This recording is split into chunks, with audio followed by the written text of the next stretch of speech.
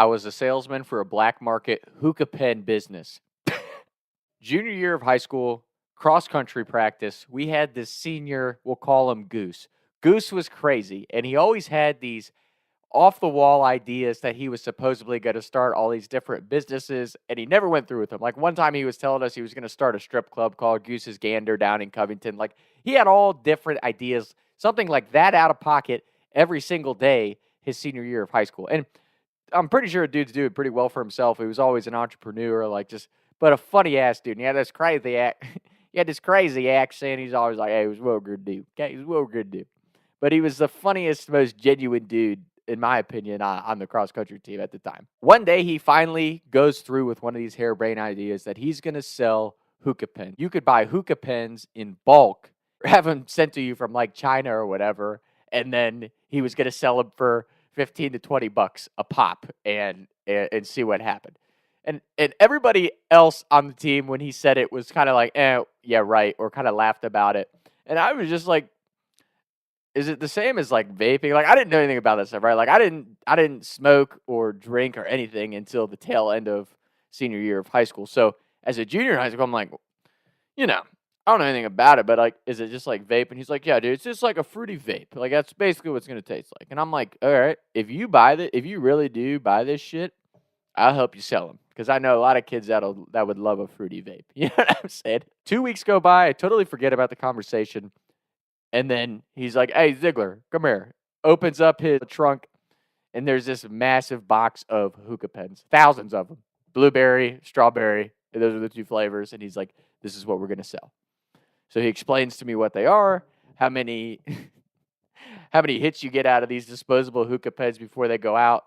And then he says, this is the price, and I'll give you a cut of however many you sell. So I take a couple to school the next day, and I'm like, this is how they work, blah, blah, blah, blah, blah. I'm selling them out the ass. And and again, like nowadays, you know how bad vape and all that shit is for you. So it's like, yeah, it was probably terrible to be selling it to all of, a bunch of young high school athletes at the time. But I mean, I was going to house parties and selling them. He was like, here's how many I need you to sell a week.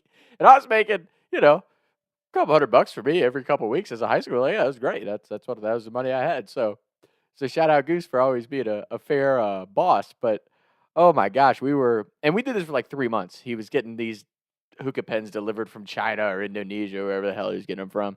And then I'd go around school selling them. And again, the price of them was probably like $5 to $10, and you're selling them at our prep school. So we're selling them for like 30, between 20 and $40, depending on how many or who you're selling to. So yeah, I know his commission was excellent on these hookah pens.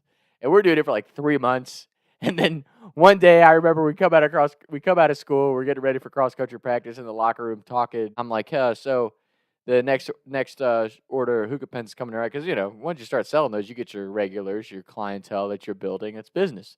It's business. While it was illegal and wrong, it was business. He's like, yeah, Ziegler, we're gonna have to stop the business. And I'm like, what? Like, this is a good gig for me. Like, why are we stopping a business? This is a good thing, dude. And he's like, yeah. Some of the administrative staff here at the school, they've kind of caught on that I might be up to something because I got a lot of kids coming to my car in the morning in the parking lot and stuff. He's like, so we're just gonna have to lay low for a while. So, like I said, we got through about 3 or 4 shipments of thousands of hookah pens.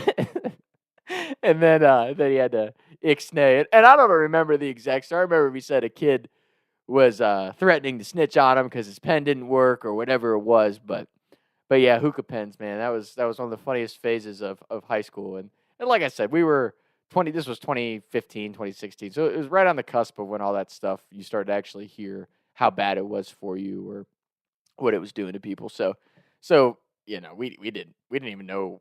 I didn't know what the hell we were selling. I was just like, hey, this is a business opportunity. I'm here to jump in on it. So our black market hookah business was definitely one of the funniest things from cross country.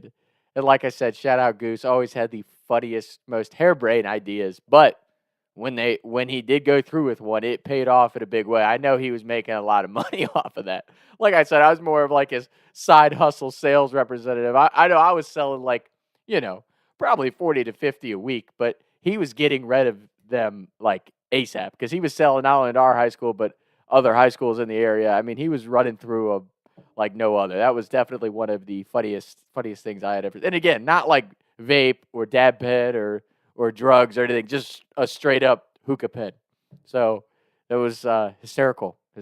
And I didn't even know what hookah pens were. I was just selling them. Like, oh man, I tried one once. I'm like, oh, it tastes like blueberry, bro. It's pretty sick. You guys want some? You know what I mean? So just a great memory from cross country practice. And again, like if you look back on like your high school self, those are the type of things you're like, I had no idea that what we were doing could have got us in trouble or was actually wrong because we're selling hookah pens to 18 and under kids. But you don't know you don't know any of that stuff at the time. So I mean, at least I didn't. I'm sure Goose knew that it was of risk, but it was very funny run for me and Goose for about a month or two. So that's today's story, and we'll be back with more soon. Stay off the hookah pens, kids. I'm sure there's a lot of bad shit in there for you. Talk some time. Taking shots by the lake till I can't even breathe no more, see no more. I was riding around town thinking to myself, is it gonna get easier? I'll be up and away up the street and play, but I can't even breathe no more. What's it to me?